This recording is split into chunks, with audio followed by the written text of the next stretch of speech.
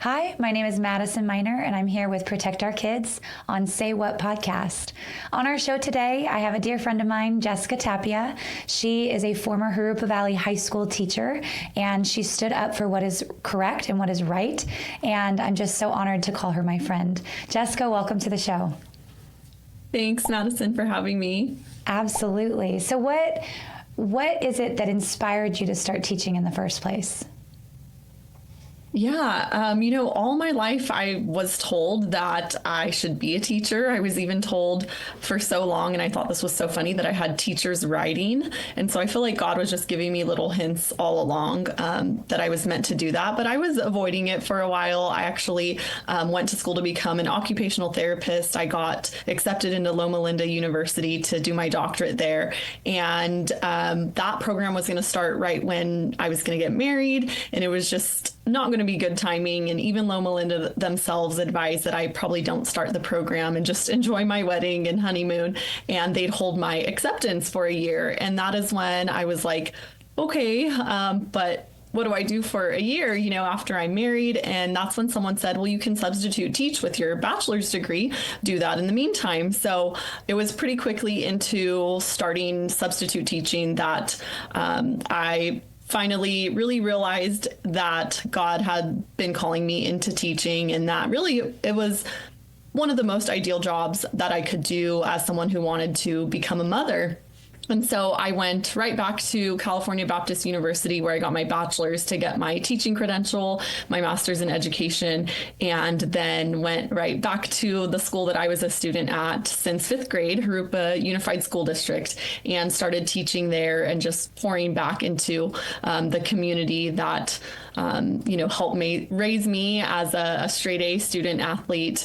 And so that is kind of how I got started in teaching. I had been coaching before that, tutoring before that. I was a swim lesson instructor, did some horse lessons. So it's like looking back and like, okay, God was definitely showing me teaching was and is my gifting, my skill. It was just figuring out, how and where exactly I was going to apply that. Yeah, I can tell that you're very passionate, and I know that it didn't come lightly that you made the decision to step away from Jurupa Valley, really it was forced. So can you kind of walk us through what happened when your convictions collided with what the school district was asking of you? Yeah, so I didn't step away. That was a temptation, I will say that. But I came to a huge decision that I had to make when students decided to seek me out on social media, discover my outspoken Christian conservative views, take issue to those, submit several of my posts to the school district, and then the school district had to take action because there they have a handful of students telling them that they feel disrespected and discriminated against by me and by my views. And it was so interesting because none of these things were coming into the classroom or into my teaching. Again, they sought me out on my personal social media page and found things out about me that they would have never known from me as a teacher there on campus. And I was a PE teacher. And so when the school district put me on paid administrative leave and investigated further, they basically gave me an ultimatum of, we will allow you to come back to work. We've finished our investigation, but we do need to put you under this plan of assistance and directives. And I right away was thinking and feeling like, what do I suddenly need assistance with as a teacher? And what directives am I going to have to follow now that I wasn't under before? Like, definitely feeling very singled out, again, just because students had essentially discovered that I'm a Christian. And so as I start to learn these expectations and directives I'm going to be under, the conviction hits really hard. And that's when I realize I have a huge decision to make. And so the first directive was that I had to, from there on out, refer to students by their preferred pronouns or name or gender. And then this second one wasn't in writing, but they vocally included that I would need to withhold that information from parents. And that is when I paused them and spoke up and said, are you asking me to lie to parents? And they said, yes, for student safety and privacy. And so I'm just becoming more convicted as I learned more of their expectations of me from here on out. The next one was that I would have to refrain from posting about God or the Bible on my social media anymore, because it was about 7 or 8 posts from my Jesus highlight that students submitted to the school district and were offended by, because I was taking scripture and applying it to modern day, cultural issues that we are seeing. And again, I'm just feeling like my freedoms are being stripped from me, and I knew I couldn't stand for that. And so I have a huge decision to make. I learn of the plan of assistance and the directives, and now it's my turn to respond.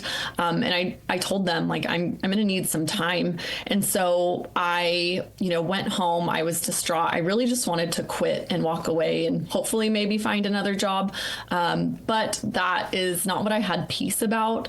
And it's certainly not what God was calling me to do. So I tried to just be patient and give it time. I went off on stress leave and was just in prayer, in fasting, seeking counsel and guidance. And at the end of those 3 months of stress leave, God made it very clear that I was just called to speak up and speak out against these directives they were putting on me, that were going to require me to lie and require me to go against my own sincerely held Christian beliefs. And so that's what I did. I simply let the district know via email that I could not comply with these directives they were placing on me. I was ready to come back to work, but just so you know, here's what I cannot and will not do. And I spoke from scripture as to why I would not withhold information from parents, why I would not lie to a child about who God made them to be, and why I wouldn't stop posting on my personal social media page what my beliefs are, because I am called to always be ready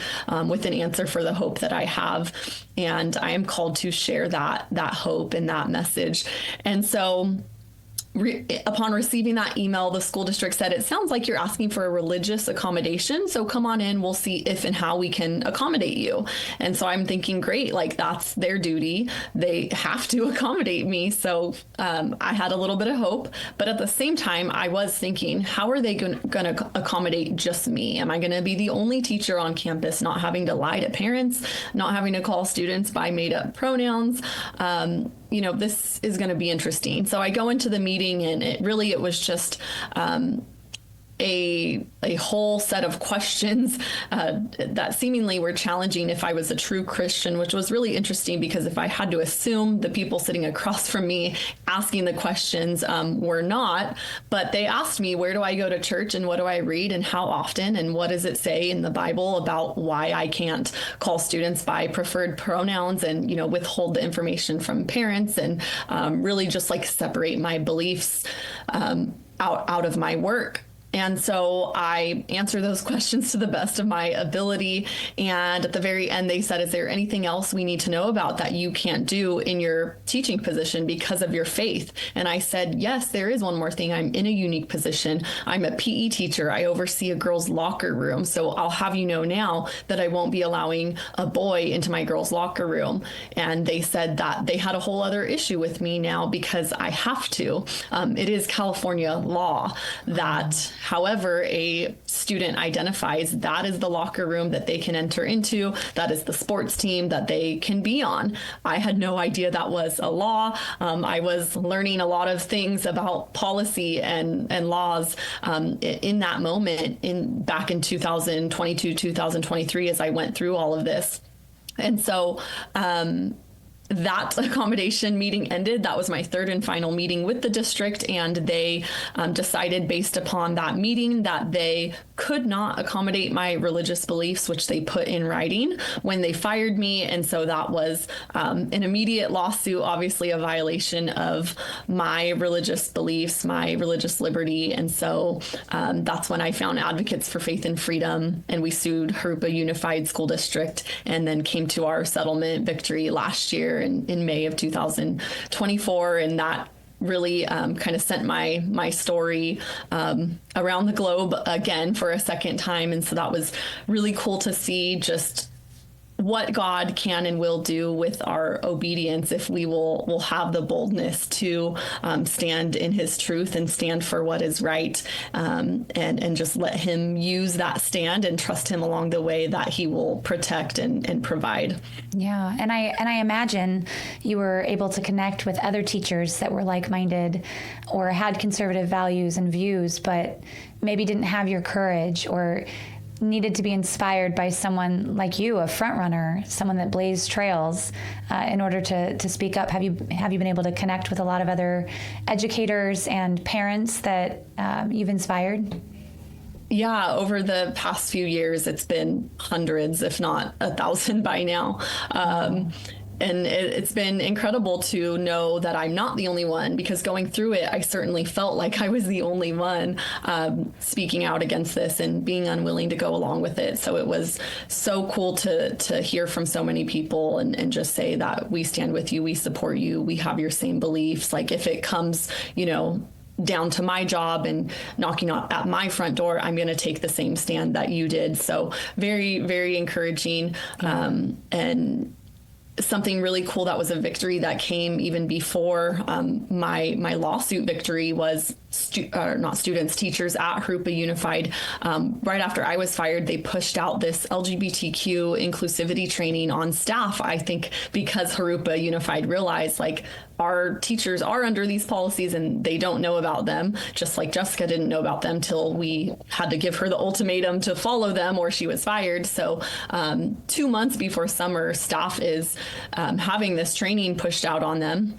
And they're reaching out to me going, what do we do? One, we never have to do a training right before summer. And two, in order to pass this training, we have to lie on this quiz at the end about how we would, potentially handle a situation with a transgender student. And so I said, well, don't lie. Speak out. Let them know, what your beliefs are and that you're unwilling to go against your sincerely held beliefs, and they have the duty to accommodate you. And yes, you might get fired like I did, but it's the right thing to do, and I'm here to stand with you and encourage you. And so a good handful of teachers did that. They asked for an accommodation to that training, and they were accommodated, which again, just further showed that Jurupa knew they were in the wrong for firing me, and probably didn't want to have another lawsuit against them for refusing to accommodate another Christian teacher. So those teachers, I believe the accommodation was they just had to read through the training and they didn't have to do the test or pass the test, since that part would have, again, required them to lie in order to pass the test and receive that certification. Got it. Okay. And similar to these accommodations, I know that we've spoken before, and I know you've been a powerhouse when it comes to new legislation that just passed. And so there's an opt-out form. Can you tell us about this opt-out form that parents should go fill out immediately in any school system, public or private? Can you tell us about that, please? Yes, any parent, like you said, that has their children in public or private school, I would say, to even be safe and be cautious there in the private sector, should take advantage of the SCOTUS ruling on the Mahmoud case, which basically ensured that parents do ultimately have the right and the choice as to what content and curriculum their children are being exposed to in school. And their children do not have to sit there and be exposed to any content that goes against their family's sincerely held religious beliefs. But as we were kind of talking about earlier, there's not an opt-in. Unfortunately, this sort of content and curriculum nowadays is just automatic. And so we have to be on the defense really with it, and we need to be opting our kids out of this. And so we at Advocates for Faith and Freedom created a parental opt-out form that parents right now are downloading, filling out, and submitting to their district office right now, because that hasn't closed. That's still open. And this opt-out form is just essentially letting the district know, I am opting my child out of any content or curriculum that is, LGBTQIA plus, any of that. It goes against our religious beliefs. And so they are not to be exposed to any of that. And the district has 10 days to respond and to let these parents know, okay, we've received your letter and we will, respect this opt-out request you've made and ensure that your child is not exposed to any curriculum or content of this matter. That's obviously the hope of the kind of response that parents should get from districts, but we will see. That might not be. They might say you can't opt out, or they might not respond. And if either of those take place, that is when we can step in and possibly take legal action. So my hope is that school districts are bombarded this month and next month by parents submitting this opt-out form and, pushing back and saying, no, like, we're watching and we have the ultimate say, and you're going to respect what we want for our children because they're ours, not yours. So we'll see. I'm excited. And we've already had thousands of downloads on this form. And so right now we really just want parents to know that it's something they can submit now, even before the school year starts, and they can get an answer now from their district. Yeah. They don't have to wait and send it back with their child when the school year starts. Now, having gotten to know you pretty well over the last couple of years, I know you didn't set out to be the center of national attention, which is just crazy that this is reached all across the country. But now you're working with this law firm that helped you out when you were unjustly fired from your teaching job. What is it? What's the position that you are working with Advocates for Faith and Freedom? And what does that entail for you with your family and with your kiddos at home? Yeah, so I'm their public relations advocate, and I help with donor relationships.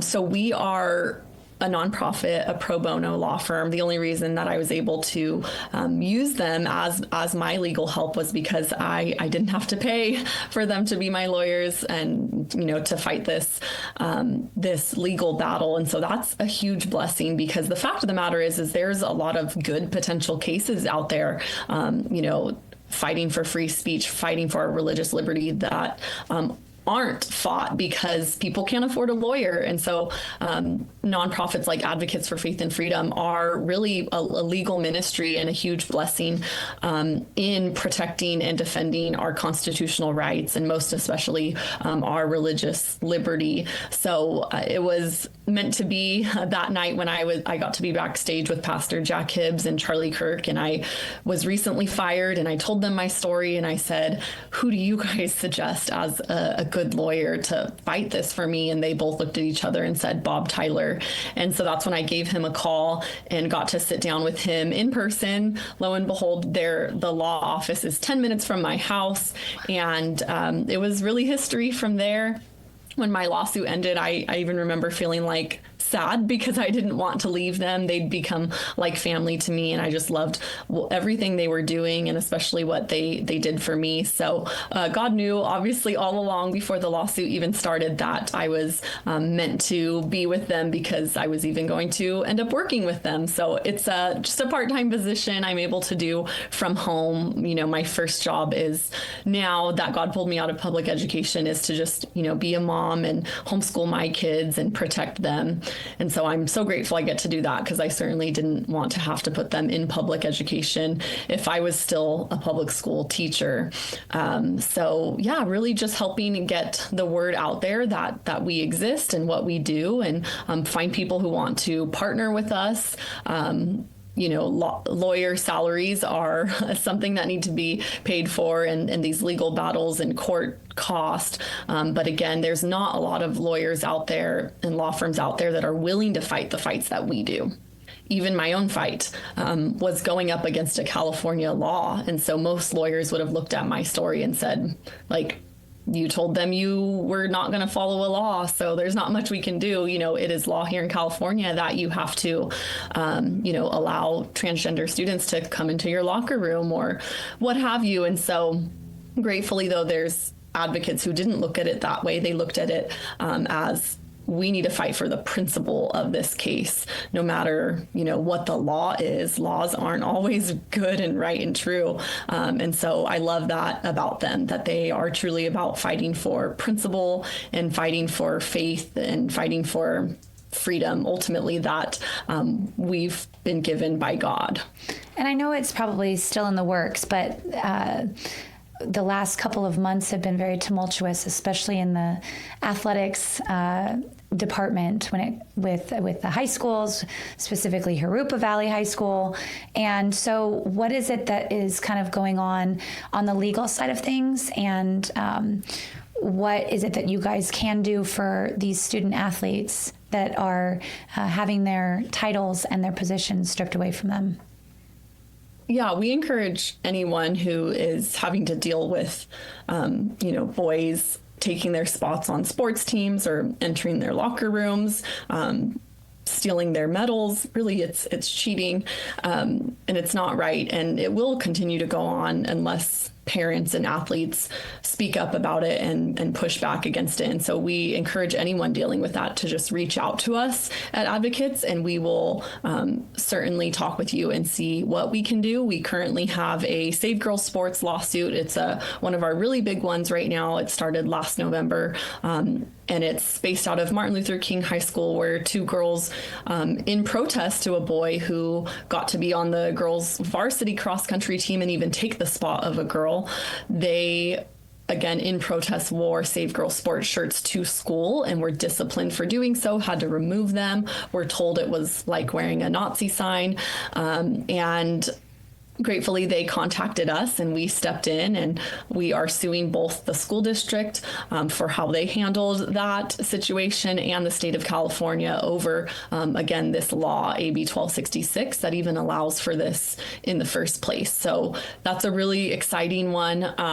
And I hope and pray that through our lawsuit, our Save Girls Sports lawsuit, that we can really change the course here in California, change the law, and give parents the confidence again that they can have their little girls in sports and not have to worry about their daughter going up against a boy or losing a spot to a boy or being in a locker room with a boy.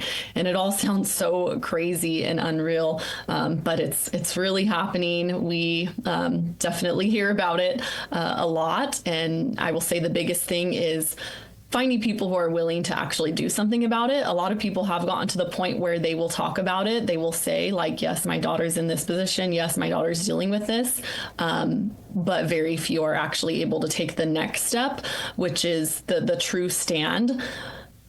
That comes with a cost. And that's why people aren't willing to do it, because they, get in their head about, well, I don't want to be in a lawsuit. What is this going to do to our name? All the different things, and, shy away from, like I said, taking the true stand that is going to require some sort of cost. But as I've experienced myself, God is good, and there's actually gain on the other side, but you won't get to experience that unless you're willing for there to first be a cost with your stand. Right. Yeah. And you've been doing things on a bigger level here in California when it comes to the Teachers Association. And so I know that there's been talk about dismantling the California Teachers Association. Can you go into any details on that, or is that kind of still in the beginning stages? I'm not directly involved with anything in terms of a program to dismantle them. It's something I think anyone who knows the truth behind the teachers union has just kind of said, we need to dismantle this. We need to dismantle this. But the fact is, they are a huge machine, probably one of the biggest Democrat money machines in our nation. And I don't have a ton of hope about it being dismantled because it would just take a mass exodus of teachers just leaving it, taking their money away from it, because that's how they stay running. That's how they do what they do, by taking the money of good teachers and then using it on terrible things. But I think all we can do at this point is just slowly but surely help teachers make their exit and give them the truth about what their money is going to when they are a part of this union, and show them that there's better options, and just be that community for them, kind of like, our goal with this upcoming conference. Because it's hard when you do exit, you feel alone and you feel scared, and there's often bullying that comes along with leaving the union. It's really awful. But it's also kind of a newer thing, even that teachers are able to do because of a Supreme Court case ruling back in 2018 that teachers no longer have to be part of the union. And so, yeah, what's crazy to me is teachers, they're still like living back in, 2005 when they first became a teacher, and don't even know that like law has changed. We had, bold teachers like Rebecca Fredericks who made a case out of this and said, you know what, I see what the union's doing with my money. Not okay. Yeah. I want to opt out and I can't. So I'm taking this to court. And they did.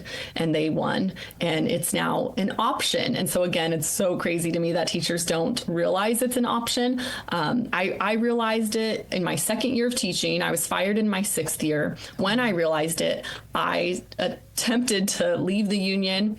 I got a phone call from the union basically using gaslighting and scare tactics to keep me part of it. And I was still a new teacher, in my second year of teaching. So I fell for it. And what can you tell teachers? Because I know I've heard from Rebecca and other teachers that are amazing like you that didn't realize that when they started teaching, they're automatically opted in to the union. They have to actually go through the steps of opting out when they are hired in a school district. Is that correct? Or am I off on my knowledge? So I have to think back to when I was first hired, which was years ago. But I know that like my teacher orientation, I was hired before the court case, so there was no choice. So I was walked, my new teacher orientation, I was walked into all of us were like herded into a room, and it was the union room, and we all just signed our name, and like that was that. None of us knew exactly what we were signing. We just knew like we had to. It was part of the orientation.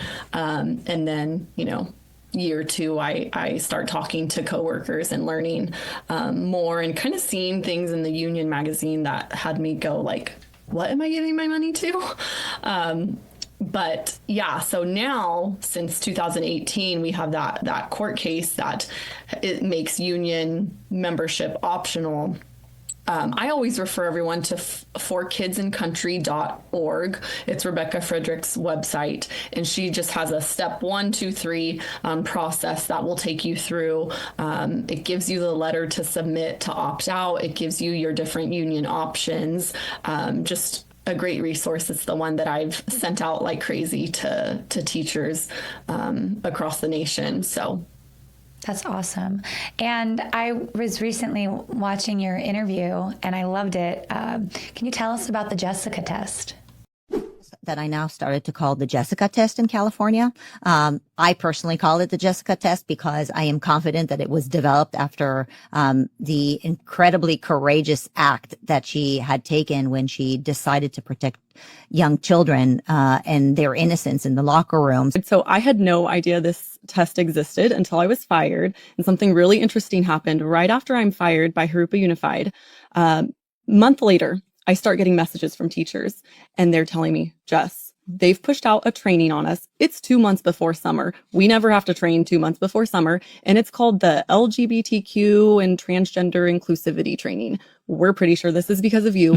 What do we do? Because we stand with you and we have your same beliefs, and we don't want to do this because in order to pass the test, we have to lie against what we believe in and how we would respond potentially in a situation with a confused child.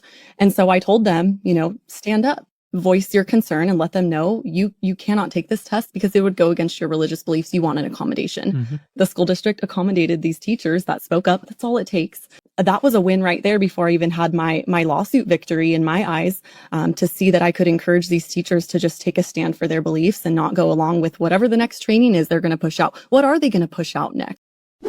I, as a teacher, spoke out against these transgender directives, and I think the school district realized, we do expect teachers to handle or respond in a certain way to transgender students, but they don't even know how, like, what our expectations are. So we're going to give them a training and basically make sure they know how to respect pronouns, what all the different pronouns are, how and why they should withhold this information from parents, and just awful training that no teacher should have to take. But it does require a test at the end that teachers have to lie on. If they are someone who holds the beliefs and morals that I do, they would have had to lie on this test to certify and pass it. So several teachers from Jurupa Unified actually spoke up and said, we can't take this test. We have the same beliefs that Jessica has, and we're not going to lie on this test to Can't take that Jessica test. just to get the certification proving to you that we will be, inclusive. And they were accommodated. So that was a great victory we saw take place even before my lawsuit was even started, actually. And so I, continue to encourage teachers to just speak up. I mean, that's really all it takes is when we're being presented with something, a policy, a directive, a training that goes against what we know is good, right, and true, and goes against our sincerely held religious beliefs. Like, we need to realize and remember we have rights too, and those don't go away when we walk onto the school campus. And it's more than about us and our rights. It's about the children and what is actually best for them. Is it best that we are, brainwashing teachers into believing there's, 27 genders and that parents should be lied to so that kids can have a secret life at school? Or is it best to just tell the truth and teach in truth? And so I encourage teachers to speak out against things that violate their rights and their beliefs. And it's the duty of their school district to accommodate them. But they won't be accommodated unless they speak up. And do you think that there is hope for Christian teachers that are working in public schools without having the potential or the fear even of losing their jobs? I think there is if they're willing to speak up and willing to take a stand. But if Christian teachers are in the public school system, and sitting back and sitting silent, these progressive ideologies are just going to continue to take ground. And I think that they will, and it's already happening, they will just get so uncomfortable and so just feel so awful about, what their teaching job looks like now that they will quit. And that is a message I receive a lot from a lot of teachers.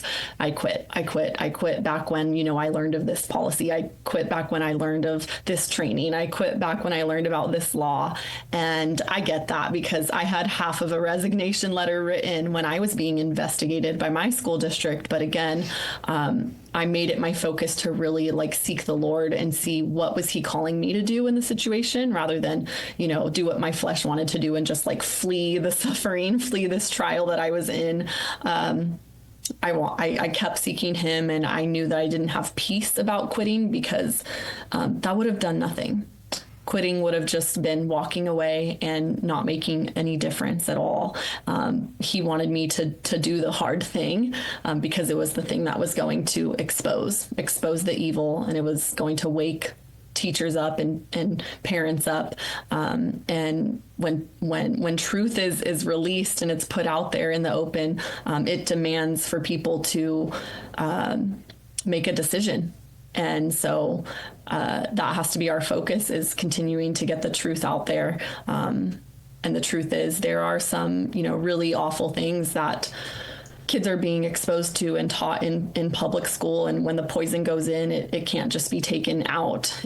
I've heard from parents whose children were socially transitioned out of public school, and it took the parents, 2 whole years of just holding the truth and loving their child for who God really made them to be, and not going along with, the pronoun name change, any of that. And finally, they tell me, we got our daughter back. We did, but it took a long time.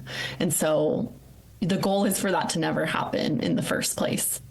Right. Yeah, absolutely. And our hope is obviously that the future of education is genuinely to teach our children, right? Math and literacy and science and history, true history. And so how can parents and communities be part of the solution to fix our education system here, especially in California, but really there's problems all over our country? Yeah, I mean, me and my husband, we never, like, initially when having kids, like, would have considered homeschooling. So it's crazy to see that that's what we're doing now, but we had to allow for our mind to be changed. And I think people are really stubborn in that way, where they're like, no, I've made up my mind about what I think of homeschooling and I'll never do that. And that was our attitude initially. But again, we had to allow for our mind to be changed. We had to, see the truth of what was going on and what's actually best for our children, and be willing to pivot, be willing to be moved. For me, be willing to be plucked out of, the education system so that I could be placed at home and be my children's primary educator. So I know that's not, what everyone is going to choose to do. It's really all that I advocate for now is homeschooling your children. I would say if you are going to choose to have your children part of public education, which is, ran by the government, then you really need to be on top of attending their school board meetings, knowing their teachers, be active in like legislation. I mean, just this. I remember when I was teaching, years ago now, it feels like they asked for teachers to be willing to have this, rainbow flag on the back of our ID that says like, I'm here for you. And I remember thinking like, but I am here for all of my students. Why do I need to have this, propaganda on the back of my ID? And now legislation's passed that there needs to be that stuff on every student ID, like this, LGBTQ hotline. And it's just stuff like that. Like if you're going to choose to go that route, if you're going to choose to go that route, like you're going to have to be on top of a lot of stuff. If you care about, what is going into your child's heart and mind. And so for me, like, I love the freedom that I've found in homeschooling. I love that I get to protect them and know everything that's going into their little minds. And, it's a tough day and age to be a parent, and so many parents have become passive too, because we also have, so much technology that can just keep our kids busy. And it's really sad. I think parents need to be very, very intentional today, with their children and with teaching them, because if we're not doing it, something else is going to be teaching and discipling our kids. Yeah. I think about that all the time when our kids, I have my kids in a public charter school, but they go to church. We go to church on Sunday mornings. And if I'm not intentional, just kind of what you were saying, if I'm not intentional, they're only getting 2 hours of really good teaching from the Bible a week. And so us as parents, that's something I've taken on, is making sure each day that they're having time in their Bible, time with us, having maybe a little Bible study. And so I agree with you. I think a lot of parents have become passive, and a lot of parents have kind of enjoyed the babysitting that going in person to school gives them. And right. I think that needs to be a wake-up call to a lot of people maybe that are even watching this podcast. Your kids are getting exposed to stuff that you may not even know about, and you probably should. Right. You can't undo the things that they see and the things that they hear and what they're taught. So you do amazing work for advocates, and I know coming up is a big conference. And can you tell us a little bit about the conference that's happening with Advocates for Faith and Freedom, with a partnership with Protect Our Kids? Yeah, we're so excited to partner with POK in this. This is so needed, and it's exciting too to think that we're going to be the ones to start it here in California. And so it's a teachers conference really specifically for conservative educators who are the ones right now that feel alone, feel outcast, feel the desire to just quit and walk away because of how progressive things have gotten. And because of these policies and directives, they're expected to follow and, abandon the truth, abandon their beliefs. And so we came together and said, let's empower these educators, because obviously just my story is just one of, a handful of others, but we see when parents, when teachers are willing to push back and take a stand, it makes a difference. And so if we could just imagine, every Christian teacher, every conservative teacher knowing their rights, knowing that there is a community standing with them, and supporting them, knowing how to respond in these situations when suddenly there's a training pushed on them and they have to lie to pass the test. And so that's really our goal and intention with the conference, is to equip and empower all of the conservative teachers across California and let this be the best school year ever for them, because their confidence isn't going to be in, this woke teachers union that is, ran by Democrats. It's going to be, confidence in their religious liberties, in their freedom of speech, in organizations like Advocates for Faith and Freedom and POK, who have the resources and have the help there for them, standing by, ready to step in and stand with them. So we're really excited. I hope it becomes something that we're able to do every summer before the school year for teachers. And I believe that us doing this can help cause a major shift in education here in California. But certainly watching conservative and Christian teachers just walk away isn't going to do it. We need to encourage them to stay, but have the tools and the confidence that they can stay and they should stay. Because if they all walk away, what's left teaching the kids? Yeah, no, I completely agree. And I'm excited to hear you speak, as well as a handful of other amazing presenters and panelists. And so if you could say a piece of advice to a first year, fresh out of college, fresh meat, first time educator that is conservative, that's Christian, what advice would you give to them? Obviously, first of all, I would say to not join the National Educators Association, the teachers union that is one of the biggest unions in our country and is really the one behind pushing all of these progressive ideologies into the classroom. They claim they're there to protect our jobs as teachers, but obviously, like in my case, I was part of the union. And once my Christian conservative views came into the picture, they did not protect my job. As a matter of fact, they told me to just go find another job in a more conservative district or at a private Christian school. And I couldn't believe that I had paid them for 6 years to not protect my job and just tell me to go find another one. What a waste of your money. That would be my first piece of advice, is to not let anyone, gaslight you or bully you into joining that union. Join a better one that is a lot cheaper and really will protect your job and not push, any politics into the picture, and not use your money to fund things that go against your beliefs.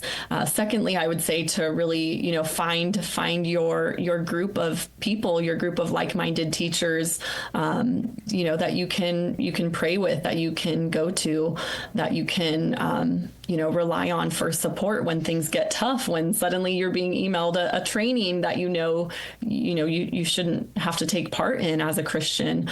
I think having that group of, conservative, like-minded Christian teachers will make a huge difference in helping you stay the course and not just go, okay, I don't feel like I belong here, and just leave. Because that's certainly, again, how I felt. Like, apparently I don't belong in public education anymore if I'm, the only teacher that is unwilling to push back against these things.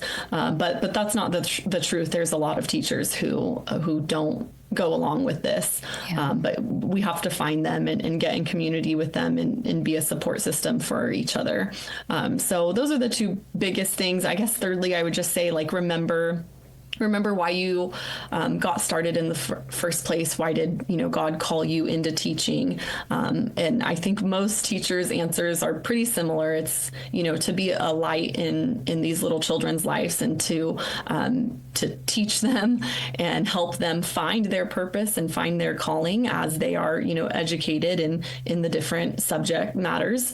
And so remembering why you got started in the first place and kind of keeping your eyes on the prize, even when it gets hard, knowing that ultimately there's nothing more rewarding than getting to have that impact on these young lives. And so that really has to be remembered when we are being pressured to lie and to feed into these ideologies, because that's certainly not going to be a positive impact for students. And I think, again, that's what most teachers sign up to do, is be a positive impact and be a light. And right now they are trying to, make teachers be a negative impact in students' lives. And that's scary.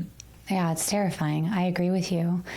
Jess, finally, what is a scripture that's kind of held you, kept you going, something that you would say has inspired you throughout this entire process, the last 6 years of your life?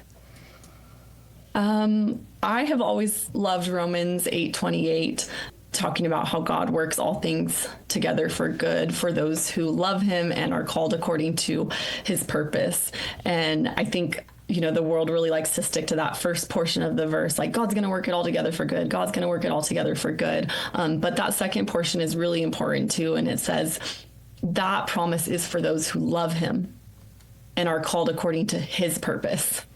And so again, we have to remember, the greatest and most important command, which is to love him and to love one another. And, being called according to his purpose, that's not always going to look like our plan and our desires. And so constantly putting ourselves in alignment with what his will is. And so again, in my story, I had to think of, what does God say about lying? The word of God says he detests the lying tongue, but he honors and he uplifts those who are trustworthy and honest.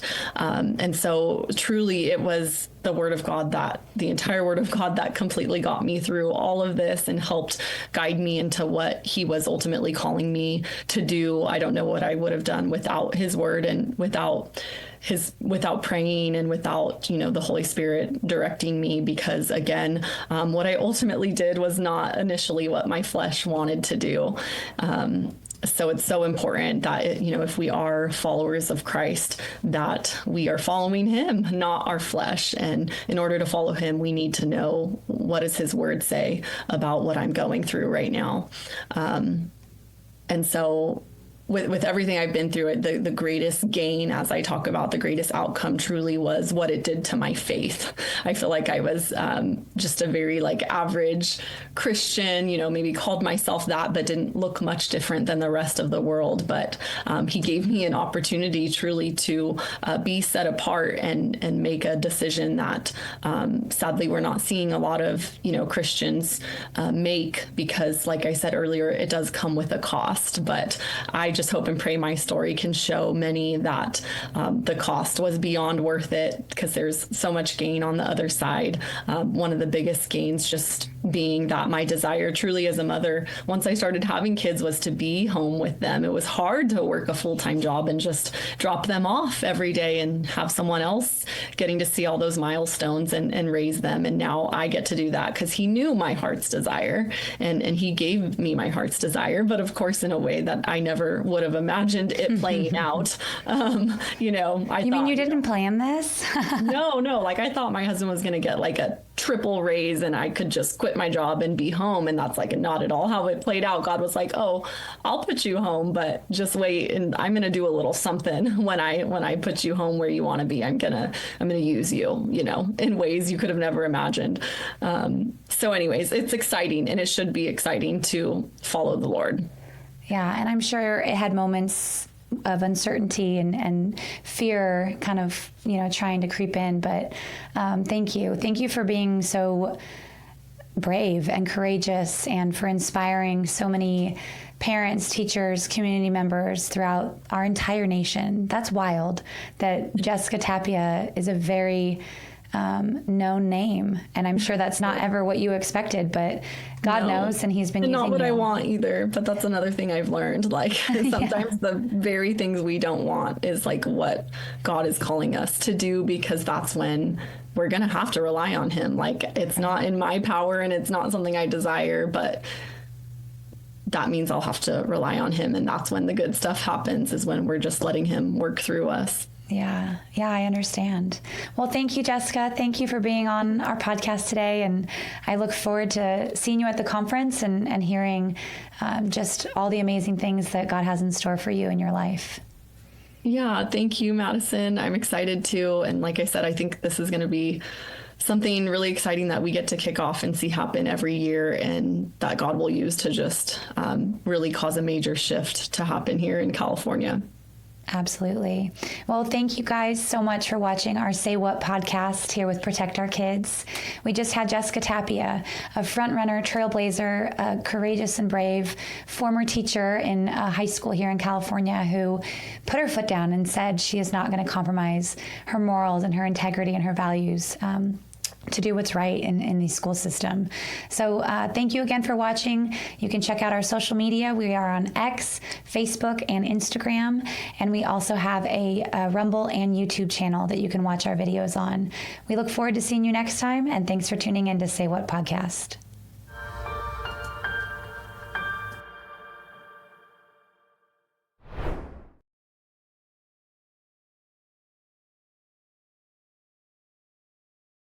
You know, Charlie, I just really want to thank you. Hands down, I can say if it wasn't for, I followed you for years.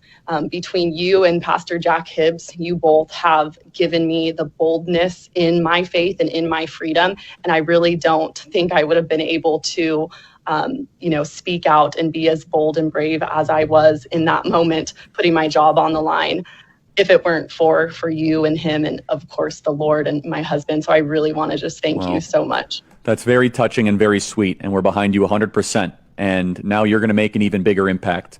And I hope everybody in the audience is listening. Oh, what does it matter if I'm not courageous? Jessica, you're already really inspiring more people, and we're going to be behind you 100%, and your courage will be rewarded. We're praying for you, but most important, we're here for you. So thank you so much, Jessica. Thank you, Charlie.